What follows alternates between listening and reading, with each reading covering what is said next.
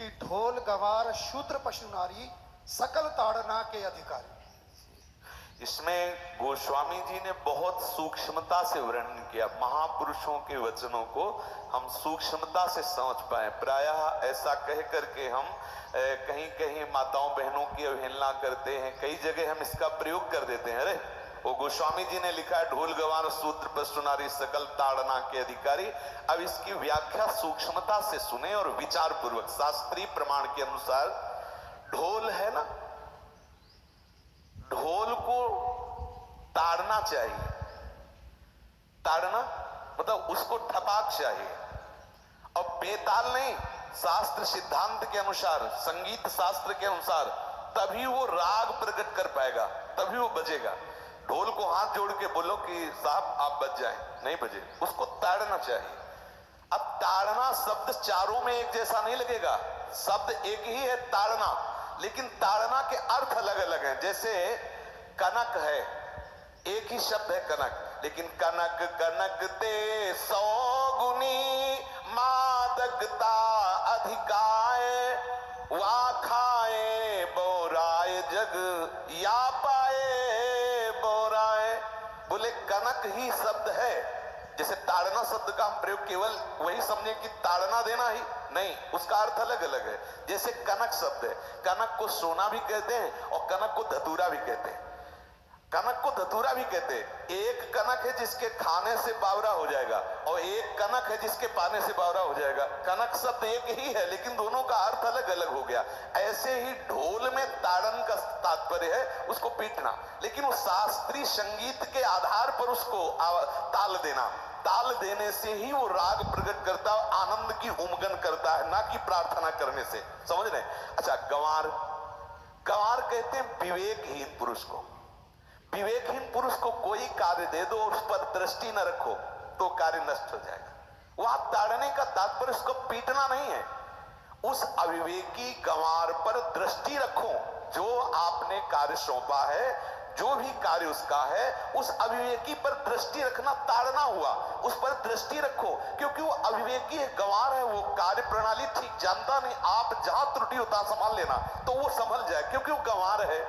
और शूद्र, शूद्र का तात्पर्य होता है शूद्र। वैसे जो वर्ण व्यवस्था में शूद्र का प्रादुर्भाव सबसे श्रेष्ठ जगह से प्रादुर्भाव है।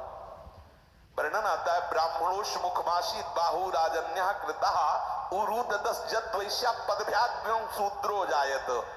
भगवान के श्री चरणों की ही वंदना होती है प्राय। आपने देखा सबके श्री चरणों की, और शूद्रों का प्रादुर्भाव श्री चरणों से हुआ है। कोई ऐसा न समझे कि शूद्र का मतलब निकृष्ट होता है। यहां शूद्र का तात्पर्य जब से किसी से कहते हैं कि शूद्रवत आचरण करता है, मतलब शास्त्र विरुद्ध सदाचार के विरुद्ध आचरण करना शूद्रवत आचरण की तरफ संबोधन किया जाता है। यहां कहा गया कि शास्त्र की सम्मति, शास्त्र के शासन के अनुसार आचरण हो, सदाचार परायण हो। शास्त्र जिसके लिए जो विधान करता है, शास्त्र शासन स्वीकार करना, यहां शूद्र के ताड़न की बात कहेंगे। यहां शूद्र ताड़न का तात्पर्य डंडे से प्रहार करना नहीं, समझना। और जो चौथा कहा गया नारी, अगर स्त्री को हम ये कहें कि ताड़न से ही वो केवल काबू में रहती है, तो राष्ट्र में अपने प्रसिद्ध लक्ष्मीबाई जैसी कोई सामर्थ्यशाली वीरांगना, कोई वीरों सामने बड़े बड़े वीरों के दांत खट्टे कर दे, ऐसी बहादुर सिंहनी हुई, अंग्रेजों के दांत खट्टे कर दिए। अगर कोई समझे कि नारी केवल ताड़ने के लिए है तो उसकी मूर्खता है।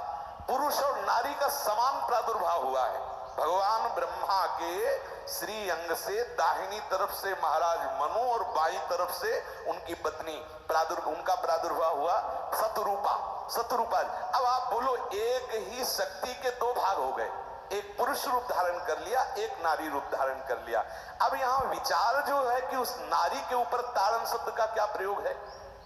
जैसे आप मार्ग में चले जा रहे हैं और आपने दृष्टि चूक कर दी और नारी आपकी स्त्री पीछे चल रही, तो कोई हमला कर सकता है, क्योंकि वो रत्न है। 14 रत्नों में एक रत्न स्त्री रत्न भी है। स्त्री को रत्न कहा गया है।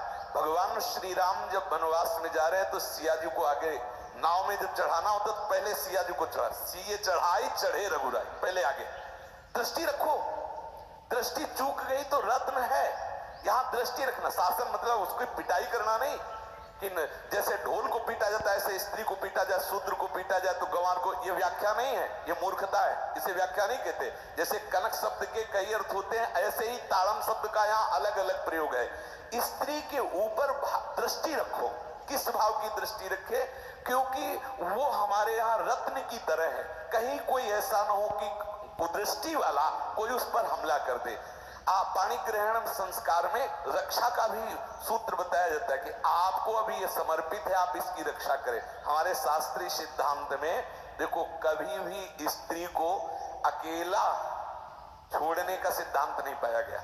अगर शास्त्रीय सिद्धांत, बच्ची है तो माता पिता के शासन, थोड़ी बड़ी हुई तो भाई आदि के बीच में, और बड़ी हुई तो पति के, और बड़ी हुई तो पुत्रों के, मतलब एक सानिध्य का एक दृष्टि रखी गई है कि यदि आप अपनी दृष्टि में रखेंगे तो उसका अमंगल नहीं होगा, उसका हित नहीं होगा। ये जो जैसे मानो कोई सी स्त्री को अकेला कोई पा गया और कुमार्गगामी वृत्ति वाला हुआ, तो आज जो घटनाएं सुनने को मिलती हैं, अगर हमारी दृष्टि हो उस पर तो ऐसा नहीं हो सकता। और दूसरी बात यह है कि स्त्री को बुद्धि स्वरूपा भी माना गया। भगवान से भीष्म जी कहते हैं, मैंने अपनी कुंवारी कन्या बुद्धि को, हमारी कुंवारी कन्या है बुद्धि, सदैव सुरक्षित रखा है, आज आपके चरणों में समर्पित करते।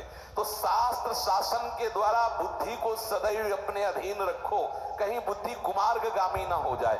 यहाँ स्त्री के ताड़न का केवल एक सूत्र है कि आप उस पर दृष्टि बनाए रखें, कहीं स्त्री रत्न कहीं अपवित्र ना हो जाए, कहीं दूसरे का किसी तरह से कुमार्गगामी लोगों का ऐसा कोई बर्ताव ना हो जाए, इसलिए सावधान। वहां उसको पीटने का शब्द नहीं है कि ढोल गवार शूद्र पशु नारी सकल ताड़ना के अधिकारी। ताड़ना का तात्पर्य वहां पीटना नहीं तो विद्वता में देखो तो एक से एक, साधुता में देखो तो एक से एक, वीरांगना देखो एक से एक, ऐसा नहीं कह सकते। क्योंकि जो सामर्थ्य पुरुष में वही सामर्थ्य भगवान ने स्त्री में भी दी, क्योंकि भगवान के ही दो रूप हैं, एक स्त्री और एक पुरुष, समझ रहे ना।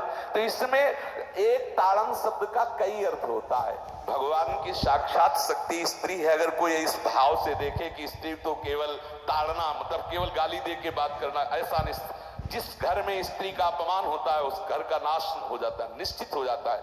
आप देखिए, रावण का सत्यानाश हो गया जगदम्बा सीता के प्रति, दुर्योधन का सत्यानाश हो गया द्रौपदी के प्रति।